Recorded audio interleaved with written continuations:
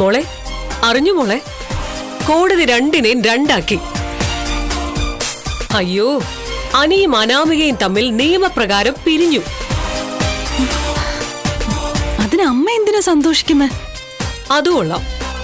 ഇനിയിപ്പോ നിങ്ങളുടെ നിശ്ചയം നടത്താൻ നിയമപ്രകാരം ഒരു തടസ്സവുമില്ല.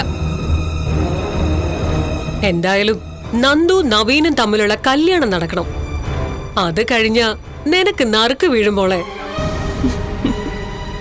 അതിനു മുൻപ് നിന്റെ അനിയുടെ നിശ്ചയം നടത്തിയ അത് നിന്റെ ഭാഗ്യമാണ് മോളെ. അത് നടക്കുമോ അമ്മേ? നടക്കുവോ ഇല്ലയോന്ന് നമുക്ക് നിന്റെ മുത്തശ്ശനോട് തന്നെ ചോദിക്കാം. നീ വാ വാ.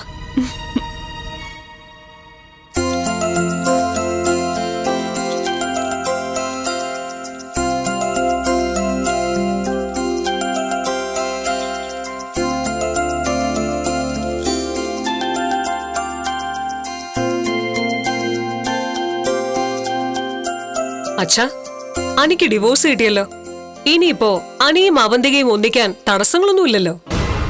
ആര് പറഞ്ഞു തടസ്സങ്ങളില്ലെന്ന്? അനി തന്നെയാ പ്രധാന തടസ്സം. അതെ, കൊച്ചുമക്കളാണായാലും പെണ്ണായാലും ഞങ്ങൾക്കൊരുപോലെയാ. ആരുടെയും പക്ഷം പിടിക്കാൻ പറ്റില്ല. അവൻ പറഞ്ഞത് 100% സത്യമാ. അവന്റെ സമ്മതമില്ലാതെയാണ് അവനെ കൊണ്ട് ഓരോ കാര്യങ്ങൾ ചെയ്യിക്കുന്നത്. പക്ഷേ ഇത് അവന്റെ ലൈഫിന്റെ കാര്യമാണ്. അവിടെ അവൻ ഇഷ്ടമില്ലാത്തതൊന്നും ചെയ്യാൻ പറ്റില്ല.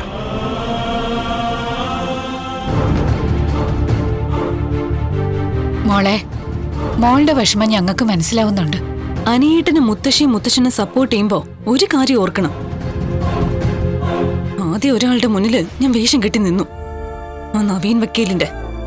എന്നിട്ട് ആ ബന്ധം നടന്നില്ല. അതിനുശേഷമാ അനിയേട്ടനും ഞാനും തമ്മിലുള്ള നിശ്ചയം നടക്കാൻ പോയത്. അവിടെയും കല്യാണ പെണ്ണിനെ പോലെയാ ഞാൻ വേഷം കെട്ടി നിന്നത്. കൊച്ചുമക്കൾക്കെല്ലാം ഒരു നീതിയല്ലേ വേണ്ടതച്ഛാ?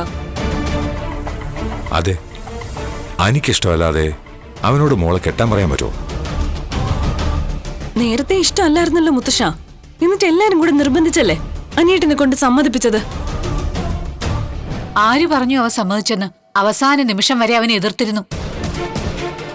അത് മാത്രമല്ല മോളെ, മോക്ക് തന്നെ അറിയാലോ, അനി പറഞ്ഞത് അവന്റെ മനസ്സിൽ ഒരേ ഒരു പെൺകുട്ടി മാത്രമേ ഉള്ളൂ എന്നാ. അത് നന്ദുവാ. നന്ദു നവീനെ കല്യാണം കഴിക്കാൻ പോവല്ലേ? ദേ, ഇപ്പൊ അനിക്ക് ഡിവോഴ്സ് വാങ്ങി കൊടുത്തത് നവീനാ. അങ്ങനെയുള്ളപ്പോ അവനെ അനിക്ക് ചീറ്റ് ചെയ്യാൻ പറ്റുമോ? അവന് അനിക്ക് മാത്രമല്ല, നമുക്ക് ആർക്കും ചീറ്റ് ചെയ്യാൻ പറ്റില്ല. അതിനി എന്തായി തീരുമെന്ന് നോക്കട്ടെ. നവീനും നന്ദുവും തമ്മിലുള്ള വിവാഹം നടക്കുകയാണെങ്കിൽ പിന്നൊരു പക്ഷേ മോളുടെ ആഗ്രഹം നടന്നേക്കും. അതെങ്ങനെ? നന്ദു ആണല്ലോ ഇപ്പൊ അനിയുടെ മനസ്സില്. നന്ദു നവീന്റെ ജീവിതത്തിലേക്ക് പോയി കഴിഞ്ഞാ നമുക്ക് അനിയുടെ മനസ്സ് മാറ്റിയെടുക്കാൻ കഴിഞ്ഞേക്കും. എന്തായാലും അവനൊരു ജീവിതം വേണം. അതുകൊണ്ട് നിങ്ങൾ കുറച്ച് വെയിറ്റ് ചെയ്യ്. അച്ഛാ, ഞാനാകെ തളർന്നാ നടക്കുന്നത്. എന്റെ മോനെന്ന് പറയുന്ന ഒരുത്തനുണ്ടല്ലോ, അവൻ അവന്റെ അച്ഛന്റെ പിന്നാലെയാ. അയാളെ കാണുന്നില്ല എന്ന് പറയുന്നുണ്ടെങ്കിലും അത് വെറുതെയാ.